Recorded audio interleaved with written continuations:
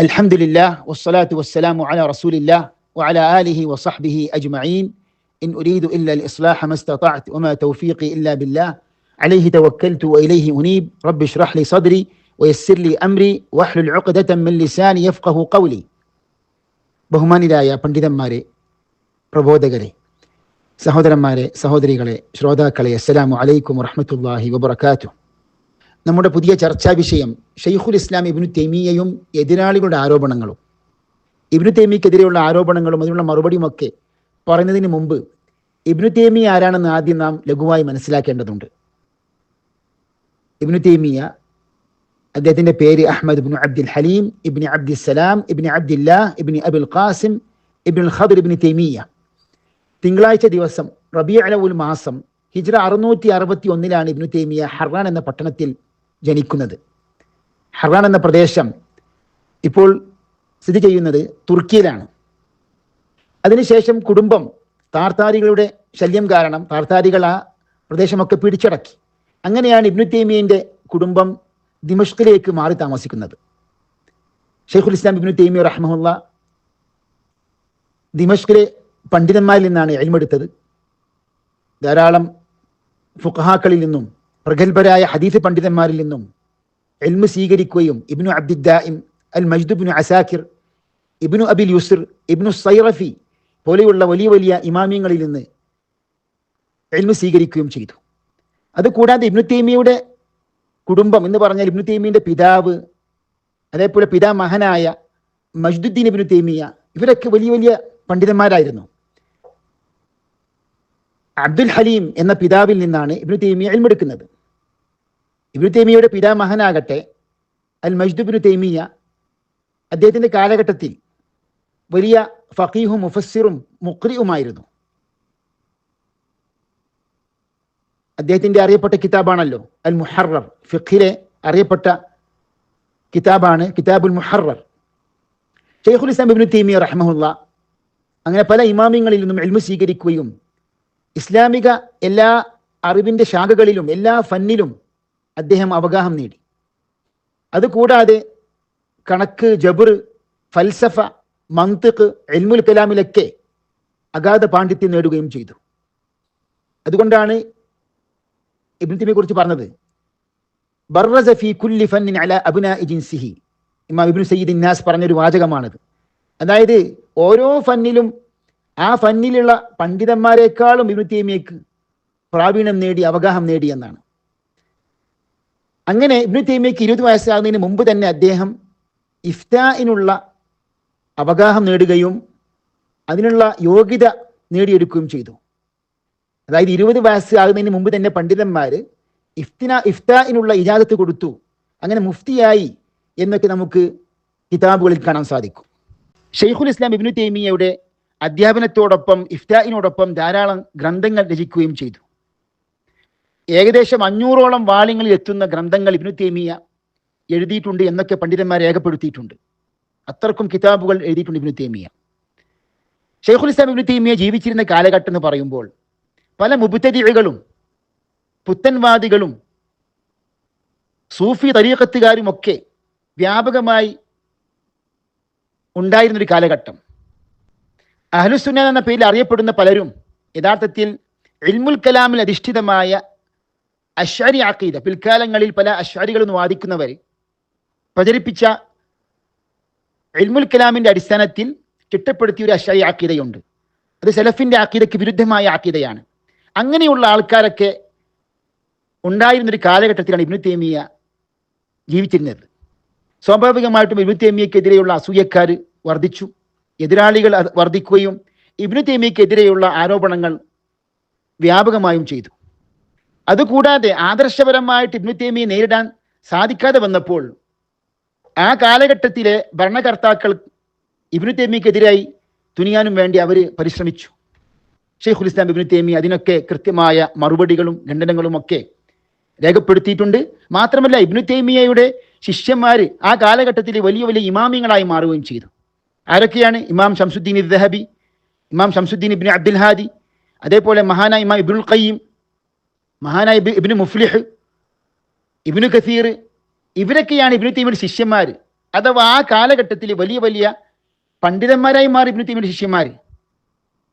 ഷെയ്ഖുൽ ഇസ്ലാം ഇബ്നു തൈമിയ്യ റഹ്മഹുല്ലാ എതിരാളികളുടെ ആരോപണങ്ങളും അതേപോലെ തന്നെ ശിക്ഷകളുമൊക്കെ നേരിടുകയും അങ്ങനെ ജയിൽ വെച്ച് തന്നെയാണ് ഇബ്നു തൈമിയ്യ ഹിജ്റ 728 ദിമഷ്കിൽ വെച്ച് മരണപ്പെടുന്നത്. റഹിമഹുല്ലാഹ് വഗഫറ ലഹു വഅസ്കനഹുൽ ഫിർദൗസൽ അഅല. സഹോദരന്മാർ, ഇവിടെ നാം ഉദ്ദേശിക്കുന്നത് ഇബ്നു തൈമിയ്യയുടെ ശത്രുക്കളായ എതിരാളികൾ ഇബ്നു തൈമിയ്യക്കെതിരെ അഴിച്ചുവിട്ട ചില ആരോപണങ്ങൾ, പ്രത്യേകിച്ച് നമുക്ക് ഇവിടെ വളരെ ഗുരുതരമായ ഏതാനും ചില ആരോപണങ്ങൾ മാത്രമാണ് ഇവിടെ നാം ഉദ്ദേശിക്കുന്നത്. കാരണം ആരോപണങ്ങൾ പലതും ഉണ്ടാകും, പക്ഷേ അതിൽ ഏറ്റവും അപകടകരമായ 3 ആരോപണങ്ങൾക്കുള്ള ഖണ്ഡനമാണ് ഇവിടെ നാം ഉദ്ദേശിക്കുന്നത്. അതിനുശേഷം ഇൻഷാ അല്ലാഹ് നമ്മുടെ ശ്രോതാക്കൾക്ക് സംശയ നിവാരണത്തിന് അവസരമൊക്കെ ഉണ്ടാകും. പല കാര്യങ്ങളും നമുക്ക് പഠിക്കാനും ചർച്ച ചെയ്യാനും അതേപോലെ ചോദ്യങ്ങളായി ചോദിക്കുവാനൊക്കെ അവസരം നൽകുന്നതാണ്. അല്ലാഹു സുബ്ഹാനഹു വ തആല നമുക്ക് ഹക്ക് പറയുവാനും അതനുസരിച്ച് അമൽ ചെയ്യുവാനും ഹക്ക് പ്രചരിപ്പിക്കുവാനും തൗഫീഖ് ചെയ്യുമാറാകട്ടെ. ഇൻഷാ അല്ലാഹ് ഇബ്നു തൈമിയ്യക്കെതിരെയുള്ള അപകടകരമായ ഗുരുതരമായ ചില ആരോപണങ്ങൾക്കുള്ള മറുപടിയാണ് ഇവിടെ നാം ഉദ്ദേശിക്കുന്നത്. ഷെയ്ഖുൽ ഇസ്ലാം ഇബ്നു തൈമിയ്യക്കെതിരെ എതിരാളികൾ ആരോപിച്ച ഗുരുതരമായ ഒരു ആരോപണമായിരുന്നു ഇബ്നു തൈമിയ്യ തജ്സീമു വാദക്കാരനാണ്, അള്ളാഹ്ക്ക് ജിസ്മുണ്ട്, തടിയുണ്ട്, ജഡമുണ്ട് എന്ന വാദക്കാരൻ ഇബ്നു തൈമിയ്യ. അള്ളാഹുവിന്റെ ഗുണവിശേഷണങ്ങൾ സൃഷ്ടികളെ പോലെയാണ് എന്നാണ് ഇബ്നു തൈമിയ്യയുടെ വാദം.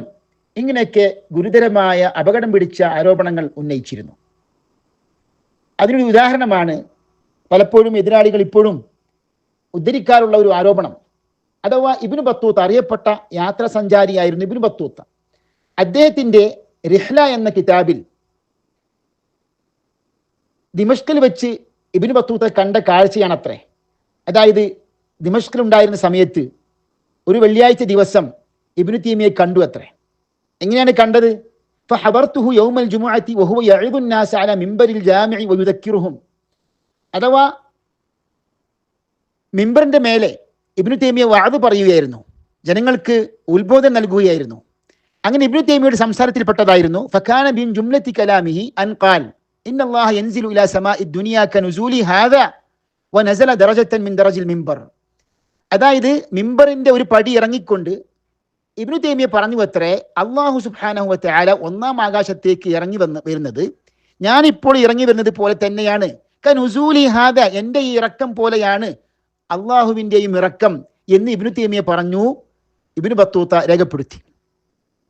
ഇത് ഇബ്നു ബത്തൂത്തയുടെ എഴുത്താണോ? അതല്ല, ഇബ്നു ബത്തൂത്തയുടെ റിഹ്ല ക്രോഡീകരിച്ച ഇബ്നു ജുസൈ അൽ കൽബി എന്ന ആളുടെ എഴുത്താണോ? ഇതൊക്കെ നാം പരിശോധിക്കേണ്ടതാണ്. പക്ഷേ ഈ ആരോപണം അടിസ്ഥാനപരമായി ശരിയാണോ? ഇത് പൂർണ്ണമായും തെറ്റാണ്, അബദ്ധമാണ്, കളവാണ്. കാരണം എന്താണ്? ഇബ്നു തൈമിയ്യ റഹ്മഹുല്ലാ ജിസ്മിന്റെ വാദത്തിനെതിരെ പ്രവർത്തിച്ച പണ്ഡിതനാണ്. അല്ലാഹു സുബ്ഹാനഹു വ തആലയെ തൻസീഹ് ചെയ്യുകയും ജിസ്മിയത്ത് വാദത്തിൽ നിന്ന് തൻസീഹ് ചെയ്ത പണ്ഡിതനാണ് ഇബ്നു തൈമിയ്യ. പിന്നെ എങ്ങനെയാണ് ഇബ്നു തൈമിയ്യ റഹ്മഹുല്ലാ ഇങ്ങനെ പറയുക? അപ്പോൾ ഇതിനുള്ള ഖണ്ഡനം പണ്ഡിതന്മാർ പറഞ്ഞിട്ടുണ്ട്.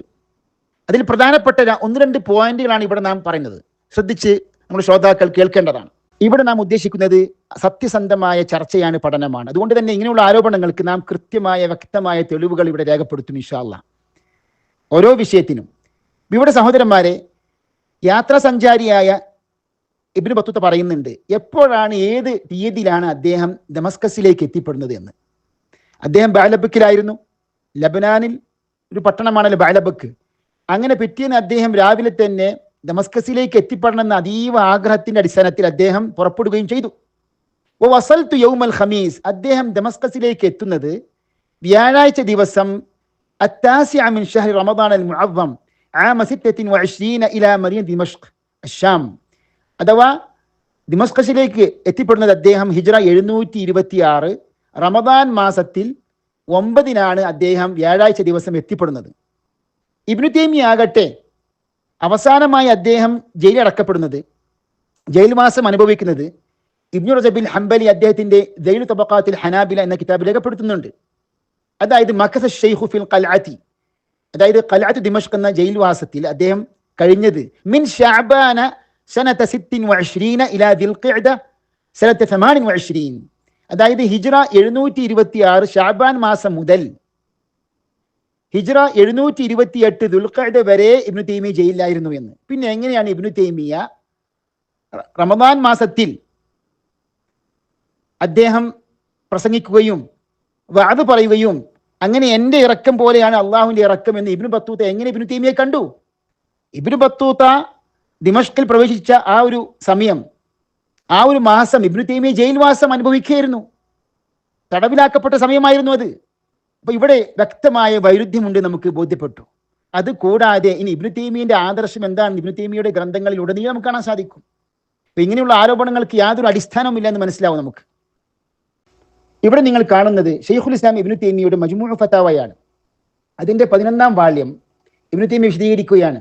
ഫമൻ ഖാല ഇന്ന ഇൽമല്ലാഹി കഇൽമി ഔ ഖുദ്റതഹു കഖുദ്റതി ഔ കലാമഹു മിസ്ലു കലാമി ഔ ഇറാദതഹു വമഹബ്ബതഹു വറിദാഹു വഗദബഹു മിസ്ലു ഇറാദതി വമഹബ്ബതി വറിദാഇ വഗദബി ഔ ഇസ്തിവാഅഹു അലൽ അർശി കസ്തിവാഇ ഔ നുസൂലഹു കനുസൂലി ഔ ഇത്യാനഹു കഇത്യാനി വനഹ്വ ذلك فهذا قد شبه الله ومثله بخلقه تعالى الله عما يقولون وهو ضال خبيث مبطل بل كافر. ഇതാണ് ഇബ്നു തൈമിയയുടെ അഖീദ. അതായത് അള്ളാഹുവിൻ്റെ ഇൽമ് എൻ്റെ ഇൽമ് പോലെയാണ്, എൻ്റെ അറിവ് പോലെയാണ്. അള്ളാഹുവിൻ്റെ കഴിവ് എൻ്റെ കഴിവ് പോലെയാണ്. അള്ളാഹുവിൻ്റെ സംസാരം എൻ്റെ സംസാരം പോലെയാണ്. അള്ളാഹുവിൻ്റെ ഉദ്ദേശവും സ്നേഹവും തൃപ്തിയും കോപവും ഒക്കെ എൻ്റെ ഉദ്ദേശം പോലെയാണ്, സ്നേഹം പോലെയാണ്, തൃപ്തി പോലെയാണ്, കോപം പോലെയാണ്. അല്ലെങ്കിൽ അള്ളാഹുവിൻ്റെ അർശിന്റെ മേലെയുള്ള ആരോഹണം ഇസ്തിവാ എൻ്റെ ഇസ്തിവാ പോലെയാണ്. അള്ളാഹുവിൻ്റെ ഇറക്കം എൻ്റെ ഇറക്കം പോലെയാണ്. അള്ളാഹുവിൻ്റെ വരവ് എൻ്റെ വരവ് പോലെയാണ്. ഇങ്ങനെയൊക്കെ വല്ലവനും പറഞ്ഞാൽ സൃഷ്ടികളുമായി അള്ളാഹുവിനെ സാദൃശ്യപ്പെടുത്തിയിട്ടുണ്ട് അവൻ. അള്ളാഹു സുബ്ഹാനഹു വ തആല അത്യുന്നതനാണ്, പരിശുദ്ധനാണ്. വഹുവ ളാല്ലുൻ ഖബീസുൻ മുബ്തിലുൻ ബൽ കാഫിറുൻ. അങ്ങനെയുള്ളൊരു വാദം വല്ലവനും പറഞ്ഞു കഴിഞ്ഞാൽ അവൻ വഴിപിഴച്ചവനാണ്, ഖബീസാണ് എന്ന് പറഞ്ഞാൽ അവൻ നീചനാണ്, അവന്റെ വാദം ബാത്തിലാണ് എന്ന് മാത്രമല്ല അവൻ കാഫിറുമാണ്. ഇതാണ് ഇബ്നു തൈമിയയുടെ വാദം സഹോദരന്മാരെ. ഇബ്നു തൈമിയയുടെ ഇങ്ങനെയുള്ള അഖീദ പല കിതാബുകളും നമുക്ക് കാണാൻ സാധിക്കും. അപ്പൊ ഇങ്ങനെ കൃത്യമായും ധൈര്യപൂർവം ഈ ഒരു അഖീദ എഴുതി വെച്ച ഒരു പണ്ഡിതനെ സംബന്ധിച്ച് എത്രമാത്രം മോശകരമായ ഗുരുതരമായ ആരോപണമാണ് ഈ ഒരു കിതാബിൽ നമ്മൾ കണ്ടത്. അപ്പൊ ഇങ്ങനെയുള്ള തെറ്റായ ഒരു അടിസ്ഥാനമില്ലാത്ത ആരോപണങ്ങളാണ് എതിരാളികൾ പലപ്പോഴും പറഞ്ഞു നടക്കാറുള്ളത്. അതല്ലാതെ ഇബ്നു തൈമിയ റഹിമഹുല്ലാഹ് യഥാർത്ഥ സലഫിന്റെ അഖീദ അങ്ങനെ തന്നെ പഠിക്കുകയും അങ്ങനെ തന്നെ മനസ്സിലാക്കുകയും അത് പ്രചരിപ്പിക്കുകയും ചെയ്ത പണ്ഡിതനാണ്.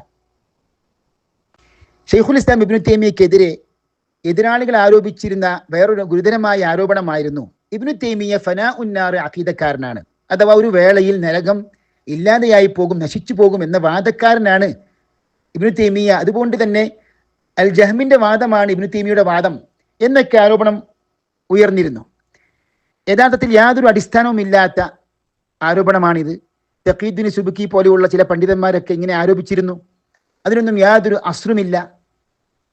കാരണം ഷെയ്ഖുൽ ഇസ്ലാം ഇബ്നു തൈമിയ ഈ വിഷയത്തിൽ തന്റെ നിലപാട് വ്യക്തമാക്കിയിട്ടുണ്ട്. ഈ വിഷയത്തിൽ സലഫിന്റെ ഇജ്മാ രേഖപ്പെടുത്തുകയും അതിന് വിരുദ്ധമായ വീക്ഷണം പിഴച്ച വീക്ഷണമാണെന്ന് രേഖപ്പെടുത്തുകയും ചെയ്തിട്ടുണ്ട്. വഖദ് ഇത്തഫഖ സലഫുൽ ഉമ്മത്തി വഅഇമ്മത്തുഹാ വസായിറു അഹ്ലി സുന്നത്തി വൽ ജമാഅ. ഇബ്നു തൈമിയയുടെ മജ്മൂഉ ഫതാവ 18-ാം വാള്യമാണ് നിങ്ങൾ കാണുന്നത്. അതിനെ 307-ാമത്തെ പേജിൽ കാണാൻ സാധിക്കും.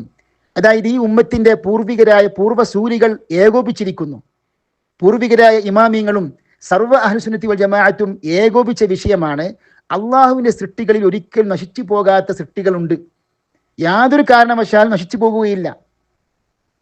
ഏതാണവ? സ്വർഗം നരകം പോലെ, സ്വർഗം നരകം പോലെ. ശ്രദ്ധിക്കണം.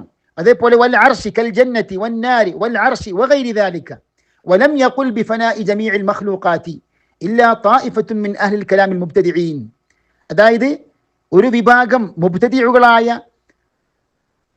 മുതകല്ലിമുകളായ ഒരു വിഭാഗം മാത്രമാണ് എല്ലാ സൃഷ്ടികളും നശിച്ചു പോകും എന്ന വാദം പറഞ്ഞത്. ഇതുപോലെ കൽ ജഹ്മി ബിൻ സഫ്വാൻ വമൻ വാഫഖഹു മിൻ മുഅ്തസിലത്തി വനഹ്വിഹിം വഹാദാ ഖൗലുൻ ബാതിലുൻ. അങ്ങനെ സ്വർഗം നരകം പോലെയുള്ള അള്ളാഹുവിന്റെ സൃഷ്ടികളൊക്കെ നശിച്ചു പോകും എന്ന വാദം അത് ബാത്തിലാണ്, അള്ളാഹുവിന്റെ കിതാബിനും റസൂലുള്ളാഹിന്റെ സുന്നത്തിനും എതിരായ അഭിപ്രായമാണ് എന്ന് മാത്രമല്ല ഈ ഉമ്മത്തിന്റെ സലഫിന്റെയും ഇമാമിങ്ങളുടെയും ഇജ്മാഇനും വിരുദ്ധമാണ് ഈ പിഴച്ചവാദം എന്ന് ഇബ്നു തൈമിയ കൃത്യമായി ഫത്വയിൽ രേഖപ്പെടുത്തി. ഇബ്നു തൈമിയക്കെതിരെ ഇങ്ങനെയുള്ള ആരോപണങ്ങളൊക്കെ വരാനുള്ള പല കാരണങ്ങളുമുണ്ട്. അതിൽ പ്രധാനപ്പെട്ട ഒന്നാണ് ഇബ്നു തൈമിയോടുള്ള കടുത്ത വിരോധം. അതേപോലെ തന്നെ പല പണ്ഡിതന്മാരും രേഖപ്പെടുത്തിയതുപോലെ തന്നെ ഇബ്നു തൈമിയോടുള്ള അസൂയ. അതേപോലെ തെറ്റിദ്ധാരണ. ഷെയ്ഖുൽ ഇസ്ലാം ഇബ്നു തൈമിയയുടെ ഒരു റിസാലയാണ് ഇവിടെ നാം പോസ്റ്റ് ചെയ്തത്, അർ-റദ്ദു അലാ മൻ ഖാല ബിഫനാഇൽ ജന്നതി വന്നാർ. ഈ ഗ്രന്ഥത്തിൽ ഇബ്നു തൈമിയയുടെ പല ഗ്രന്ഥങ്ങളിലും അതേപോലെ ഇബ്നുൽ ഖയ്യിം ഒക്കെ സ്വീകരിച്ച ഒരു നിലപാടാണ്, ഒരു വിഷയം ഒരു മസ്അല പറയുമ്പോൾ അതിൽ വ്യത്യസ്ത അഭിപ്രായക്കാരുടെ വീക്ഷണങ്ങളും അവരുദ്ധരിച്ച തെളിവുകളുമൊക്കെ ഇബ്നു തൈമിയ വിശാലമായി ഉദ്ധരിക്കും. അപ്പോൾ ആ ഒരു ചർച്ച മുഴുവനും വായിക്കാതെ, മുഴുവനും ശ്രദ്ധിക്കാതെ വായിച്ചു പോയി കഴിഞ്ഞാൽ അതിൻ്റെ ഏതെങ്കിലും ഒരു പേജ് വായിച്ചിട്ട് തെറ്റിദ്ധരിക്കാൻ സാധ്യതയുണ്ട്. എന്ന് പറഞ്ഞാൽ അത് ഇബ്നു തൈമിയയുടെ വാദമാണ്. ഒരു പക്ഷേ ഇബ്നു തൈമിയ എതിരാളികളുടെ വാദങ്ങളും അവരുടെ തെളിവുകളും ഉദ്ധരിക്കും. അപ്പോൾ ഇബ്നു തൈമിയയുടെ വാദമാണ് അത് എന്ന് ചിലർക്ക് തെറ്റിദ്ധാരണ വരും. എന്നാൽ സത്യസന്ധമായൊരു പഠിതാവ്, ഒരു ഗവേഷകൻ എന്താ ചെയ്യേണ്ടത്? ആ ചർച്ച മുഴുവനും വായിച്ചാണ് ഇബ്നു തൈമിയെ സംബന്ധിച്ച് വിലയിരുത്തേണ്ടത്. അതല്ലാതെ ഏതെങ്കിലും ഒരു പേജ്, ഒരു ഭാഗം മാത്രം വായിച്ച് തെറ്റിദ്ധരിച്ചുകൊണ്ട് ഇബ്നു തൈമിയെതിരെ ആരോപണം പറയുന്നത് ശരിയല്ല. അതൊക്കെ ഗുരുതരമായ തെറ്റാണ്. സഹോദരന്മാരെ, ഇബ്നു തൈമിയ റഹ്മഹുള്ളയുടെ ഈ വിഷയത്തിൽ ഒരു റിസാലയാണിത്. ഇത് പൂർണ്ണമായും അച്ചടിക്കപ്പെട്ടിട്ടില്ല. അപ്പൊ ഇതില് ഈ വിഷയത്തിലുള്ള വ്യത്യസ്ത വീക്ഷണങ്ങൾ ഇബ്നു തൈമിയ വ്യത്യസ്ത അഭിപ്രായങ്ങൾ രേഖപ്പെടുത്തുന്നുണ്ട്. വ്യത്യസ്ത അഭിപ്രായക്കാരുടെ തെളിവുകളും അവരുടെ ന്യായങ്ങളും രേഖപ്പെടുത്തുന്നുണ്ട്. പക്ഷെ ഇതിന്റെ ഉൻവാൻ നോക്കൂ നിങ്ങൾ. ഈ കിതാബിന്റെ ടൈറ്റിൽ എന്താണ്? അർ-റദ്ദു അലാ മൻ ഖാല ബിഫനാഇൽ ജന്നതി വന്നാർ എന്നാണ് അതിന്റെ ടൈറ്റിൽ. എന്ന് പറഞ്ഞാൽ സ്വർഗവും നരകവും നശിച്ചു പോകും എന്ന വാദക്കാർക്കുള്ള ഖണ്ഡനമാണ് ഈ കിതാബ്. യഥാർത്ഥത്തിൽ ഇബ്നു തൈമിയ ഈ കിതാബ് ഇങ്ങനെ തന്നെയാണ് അതിന് ഉൻവാൻ നൽകിയത് എന്ന് പല പണ്ഡിതന്മാർ രേഖപ്പെടുത്തിയിട്ടുണ്ട്. അർ-റദ്ദു അലാ മൻ ഖാല ബിഫനാഇൽ ജന്നതി വന്നാർ. അപ്പോൾ വ്യത്യസ്ത വീക്ഷണങ്ങളെ ഉദ്ധരിക്കുന്നതോടൊപ്പം തന്നെ ഇബ്നു തൈമിയ ആ വീക്ഷണങ്ങളോട് യോജിക്കുന്നതാണെന്ന് പറയാൻ പാടില്ല. ഇബ്നു തൈമിയ റഹ്മഹുല്ലാഹ് അദ്ദേഹത്തിന്റെ വീക്ഷണം എന്താണ്, നിലപാട് എന്താണെന്ന് പല ഫത്വകളിലും പല റസായിലും വ്യക്തമാക്കിയിട്ടുണ്ട്. അപ്പോൾ അർ-റദ്ദു അലാ മൻ ഖാല ബിഫനാഇൽ ജന്നതി വന്നാർ എന്നതാണ് ഇബ്നു തൈമിയയുടെ നിലപാട് എന്ന് അതിന്റെ ഉൻവാനിൽ നിന്ന് മനസ്സിലാക്കാൻ സാധിക്കും എന്നാണ് ഇവിടെ സാന്ദർഭികമായി പറയാനുള്ളത്. ഈ ഒരു ചർച്ചയിൽ നാം അവസാനമായി ഉദ്ധരിക്കുന്ന എതിരാളികളുടെ ആരോപണമാണ് ഖിദമുൽ ആലം എന്ന വാദക്കാരനാണ് ഇബ്നു തൈമിയ. ഫലാസിഫത്തിന്റെ പിഴച്ച വാദമാണല്ലോ ഖിദമുൽ ആലം എന്ന് പറഞ്ഞാൽ അള്ളാഹുവിനൊപ്പം ഈ പ്രപഞ്ചം, ഈ ലോകം അനാദിയാണ്, മുമ്പേ ഉള്ളതാണ്. അള്ളാഹു സുബ്ഹാനഹു വ തആല ഖദീമായതുപോലെ തന്നെ ഈ പ്രപഞ്ചവും ഖദീമാണ്. അപ്പോൾ പ്രപഞ്ചത്തിന്റെ അനാദിത്വം എന്ന ഈ ഫലാസിഫത്തിന്റെ വാദമാണ് ഇബ്നു തൈമിയയുടെ വാദം എന്ന് പല എതിരാളികളും ആരോപിച്ചിരുന്നു. യഥാർത്ഥത്തിൽ ഇബ്നു തൈമിയ റഹ്മഹുല്ലാഹ് ഈ വിഷയത്തിൽ ഫലാസിഫക്കാർക്ക് മറുപടി പറഞ്ഞ ആളാണ്. ഫലാസിഫക്കാരുടെ ഈ വാദം പിഴച്ച വാദമാണെന്ന് പഠിപ്പിച്ച പണ്ഡിതനാണ് ഇബ്നു തൈമിയ. മാത്രമല്ല അള്ളാഹുവിനോടൊപ്പം ഒരു സൃഷ്ടിയും ഖദീമല്ല എന്ന് കൃത്യമായ നിലപാട് വ്യക്തമാക്കിയ പണ്ഡിതനാണ് ഷെയ്ഖുൽ ഇസ്ലാം ഇബ്നു തൈമിയ റഹ്മഹുല്ലാഹ്. തഖീദ്ദീൻ സുബ്കി ഈ വിഷയത്തിൽ അദ്ദേഹത്തിന്റെ ഒരു കവിതയിൽ ഇബ്നു തൈമിയക്ക് ഇങ്ങനെയൊരു വാദമുണ്ട് എന്ന് ആരോപിച്ചിരുന്നു. അതിനെ തഖ്ലീദ് ചെയ്തുകൊണ്ട് പിൽക്കാലങ്ങളിൽ പല സൂഫികളും പല പിഴച്ചുപോയ അശ്ശാരികളും ഒക്കെ ഈ ഒരു വാദം, ഈ ഒരു ആരോപണം ഏറ്റു പറഞ്ഞു എന്ന് മാത്രം. അതല്ലാതെ ഇബ്നു തൈമിയ റഹ്മഹുല്ലാഹ് ഈ ഒരു ആരോപണത്തിൽ നിന്ന് പൂർണ്ണമായി മുക്തനാണ്. സഹോദരന്മാരെ നോക്കൂ നിങ്ങൾ, ഇവിടെ ഷെയ്ഖുൽ ഇസ്ലാം ഇബ്നു തൈമിയയുടെ മജ്മൂഉ ഫതാവയാണ് കാണുന്നത്. അതിന്റെ 9ാം വാള്യം ഇബ്നു തൈമിയ റഹ്മഹുല്ലാഹ് 250-ാമത്തെ പേജിൽ പറഞ്ഞു, അതായത് ഫലാസിഫക്കാരുടെ ഖിദമുൽ ആലം, അതായത് ഈ ആലമിന്റെ ഖിദമി എന്ന വാദം ഉദ്ധരിച്ചതിന് ശേഷം പറയാണ് വദല്ലു ദലാലൻ അദീമ, അവര് അങ്ങേയറ്റം പിഴച്ചു പോയിരിക്കുന്നു. ഖാലഫു ബിഹി സറായിഹൽ ഉഖൂൽ വകദ്ദബു ബിഹി കുല്ല റസൂൽ, അതായത് സ്ഥിരബുദ്ധിക്കും അതേപോലെ തന്നെ പ്രവാചകന്മാരുടെ വിശ്വാസത്തിനൊക്കെ എതിരെ ആണ് ഈ ഫലാസിഫക്കാർ നിലപാട് സ്വീകരിച്ചത്. എല്ലാ പ്രവാചകന്മാരെയും അവർ കളവാക്കിയെന്ന്. فإن الرسل مطبقون على أن كل ما سوى الله محدث مخلوق, അതായത് പ്രവാചകന്മാരൊക്കെ ഏകോപിച്ച വിഷയമാണ് അള്ളാഹു അല്ലാത്ത എല്ലാ സൃഷ്ടികളും എല്ലാവരും ഉണ്ടായതാണ്, സൃഷ്ടിക്കപ്പെട്ടതാണ്. കായിനുൻ ബഅദ അല്ലം യകുൻ, അതായത് ഇല്ലായ്മക്ക് ശേഷം അവർ ഉണ്ടായതാണ്, അള്ളാഹു സൃഷ്ടിച്ചതാണ്. ലൈസ മഅല്ലാഹി ശൈഉൻ ഖദീമുൻ ബിഖിദമിഹി എന്ന് പറഞ്ഞാൽ ഒരൊറ്റ വസ്തു, ഒരൊറ്റ സൃഷ്ടിയും അള്ളാഹുവിന്റെ കൂടെ ഖദീമായിട്ടില്ല, അള്ളാഹുവിന്റെ കൂടെ അനാദിയല്ല എന്ന് ഇബ്നു തൈമിയ റഹ്മഹുല്ലാഹ് ഗണ്ഡിതമായി ഇവിടെ രേഖപ്പെടുത്തുന്നു. ഇവിടെ നാം പറഞ്ഞു വരുന്നത് ഷെയ്ഖുൽ ഇസ്ലാം ഇബ്നു തൈമിയക്കെതിരെയുള്ള ഇങ്ങനെയുള്ള ആരോപണങ്ങൾക്ക് യാതൊരു അടിസ്ഥാനവുമില്ല. കാരണം ഇപ്പോൾ ഖിദമുൽ ആലം എന്ന വിഷയത്തിൽ ഇബ്നു തൈമിയ നിലപാട് എന്താണെന്ന് വ്യക്തമാക്കിയിട്ടുണ്ട്. അദ്ദേഹത്തിന്റെ പല എഴുത്തുകളിലും ഫത്വകളിലും ഗ്രന്ഥങ്ങളിലും എന്താണ് തന്റെ നിലപാടെന്ന് വിശദീകരിച്ചിട്ടുണ്ട്. ഇവിടെ നിങ്ങൾ കാണുന്നത് മജ്മൂഉ ഫതാവ 18-ാം വാള്യം 227-ാമത്തെ പേജിൽ ഫലൈസ മഅല്ലാഹി ഷൈഉൻ മിൻ മഫ്ഊലാതിഹി ഖദീമുൻ മഅഹു, അല്ലാഹുവിനോടൊപ്പം ഒരു സൃഷ്ടിയും ഖദീമല്ല, അനാദിയല്ല, മുമ്പേ ഉള്ളതല്ല. ലാ ബൽ ഹുവ ഖാലിഖു കുല്ലി ഷൈ, അങ്ങനെയല്ല, അല്ലാഹുവാണ് എല്ലാത്തിൻ്റെയും സൃഷ്ടാവ്. വകുല്ലു മാ സിവാഹു മഖ്ലൂഖുൻ ലഹു, അല്ലാഹു ഒഴികെയുള്ള എല്ലാം അല്ലാഹുവിന്റെ സൃഷ്ടിയാണ്. വകുല്ലു മഖ്ലൂഖിൻ, എല്ലാ സൃഷ്ടിയും മുഹ്ദസുൻ, ഉണ്ടായതാണ്, അല്ലാഹു പടച്ചുണ്ടാക്കിയതാണ്. കാഇനുൻ ബഅദ അല്ലം യകുൻ, എല്ലാ സൃഷ്ടികളും ഇല്ലായ്മക്ക് ശേഷം ഉണ്ടായതാണ്. അപ്പോൾ മുമ്പേ ഉള്ളത് അല്ലാഹു മാത്രമാണ്, അല്ലാഹു മാത്രമാണ് ഖദീം എന്ന് കൃത്യമായി ഇബ്നു തൈമിയ റഹ്മഹുല്ലാഹ് രേഖപ്പെടുത്തിയിട്ടുണ്ട്. അപ്പോൾ സഹോദരന്മാരെ, ഇബ്നു തൈമിയയ്ക്ക് ഫലാസിഫക്കാരുടെ വാദമാണ്, പിഴച്ച വാദമാണ്, ഖിദമുൽ ആലമിന്റെ വാദക്കാരനാണ്. ഇങ്ങനെയുള്ള ആരോപണങ്ങൾക്കൊന്നും യാതൊരു അടിസ്ഥാനവുമില്ല. പിന്നെ ഇതോടൊപ്പം തന്നെ ഇബ്നു തൈമിയ റഹ്മഹുല്ലാഹ് സൂചിപ്പിച്ച പ്രധാനപ്പെട്ട വിഷയം, അഥവാ മുതക്കല്ലിമുകളായ പല പണ്ഡിതന്മാരും സലഫിന്റെ അഖീദയ്ക്ക് വിരുദ്ധമായി കൊണ്ട് തന്നെ വിശദീകരിച്ചൊരു വിശദീകരണം ഉണ്ടായിരുന്നു. എന്താണത്? അള്ളാഹുവിന്റെ ഖൽഖ് പോലെയുള്ള സിഫത്തുകളൊക്കെ അത് മുമ്പ് ഉണ്ടായിട്ടില്ല എന്ന് പറഞ്ഞാൽ അള്ളാഹു സുബ്ഹാനഹു വ തആല മുമ്പ് സൃഷ്ടിച്ചവനല്ല, സൃഷ്ടികളെ സൃഷ്ടിച്ചവനല്ല. ഒരു കാലത്തിന് ശേഷമാണ് അള്ളാഹു സൃഷ്ടിക്കാൻ ആരംഭിച്ചത്. അപ്പോൾ അള്ളാഹുവിന്റെ സൃഷ്ടിപ്പ് പോലെയുള്ള അള്ളാഹുവിന്റെ സിഫാത്തുകൾക്ക് ഒരു ഹദ്, ഒരു സമന്, ഒരു കാലം നിശ്ചയിച്ചുകൊണ്ട് പല വാദങ്ങളും പറഞ്ഞു. ഇബ്നു തൈമിയ്യ ആകട്ടെ അതിനെ ശക്തമായി ഖണ്ഡിച്ചു. കാരണം എന്താണ്? അങ്ങനെ അള്ളാഹു സുബ്ഹാനഹു വ തആല ആദ്യം ഖാലിഖ് അല്ലായിരുന്നു, പിന്നീടാണ് അള്ളാഹു ഖാലിഖ് ആകാൻ തുടങ്ങിയത്. ഇങ്ങനെയുള്ള അബദ്ധജടിലമായ വാദം യഥാർത്ഥത്തിൽ അത് പിഴച്ച ആദർശമാണ്, ആശയമാണ്. അപ്പൊ അതുകൊണ്ട് തന്നെ അള്ളാഹു സുബ്ഹാനഹു വ തആല ഖദീമായതുപോലെ തന്നെ അള്ളാഹുവിന്റെ സിഫാത്തുകളും ഖദീമത്താണല്ലോ. അപ്പൊ അള്ളാഹുവിന്റെ സൃഷ്ടിപ്പ് പോലെയുള്ള അള്ളാഹു സുബ്ഹാനഹു വ തആല സിഫാത്തുകൾക്ക് ഒരു സമണ്, നാം ഒരു ഹദ്, ഒരു പരിധി നിശ്ചയിച്ചുകൊണ്ട് നാം പറയാൻ പാടില്ല. അപ്പൊ അള്ളാഹു സുബ്ഹാനഹു വ തആല ലം യസൽ മുതകല്ലിമൻ, നമ്മുടെ പൂർവികരായ സലഫ് പഠിപ്പിച്ചതാണ്. അള്ളാഹു സുബ്ഹാനഹു വ തആല സംസാരിക്കുന്നവനാണ്, മുമ്പേ സംസാരിക്കുന്നവനാണ്. ഒരു വേളയിൽ സംസാരിച്ചിട്ടില്ല, പിന്നെ സംസാരം ആരംഭിച്ചതാണ്. അതേപോലെ ഇന്നല്ലാഹ ലം യസൽ ഖാലിഖൻ, അള്ളാഹു സുബ്ഹാനഹു വ തആല മുമ്പ് സൃഷ്ടിച്ചിട്ടില്ല, പിന്നീട് സൃഷ്ടിക്കാൻ തുടങ്ങി. അപ്പോൾ ഇങ്ങനെയുള്ള ഒരു ഹദ് നിശ്ചയിക്കുന്നത് ശരിക്ക് സലഫിന്റെ അഖീദയ്ക്ക് എതിരാണ്. അള്ളാഹു സുബ്ഹാനഹു വ തആല മുമ്പേ സൃഷ്ടിക്കുന്നവനാണ്, അള്ളാഹു സൃഷ്ടിച്ചുകൊണ്ടിരിക്കും.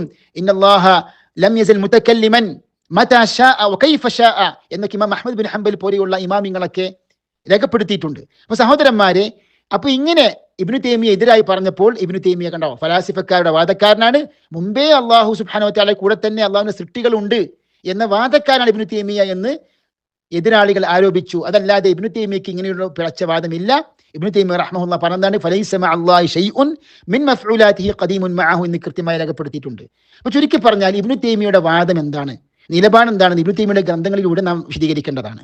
അതല്ലാതെ ആരോപണങ്ങൾക്കൊന്നും യാതൊരു അടിസ്ഥാനവുമില്ല.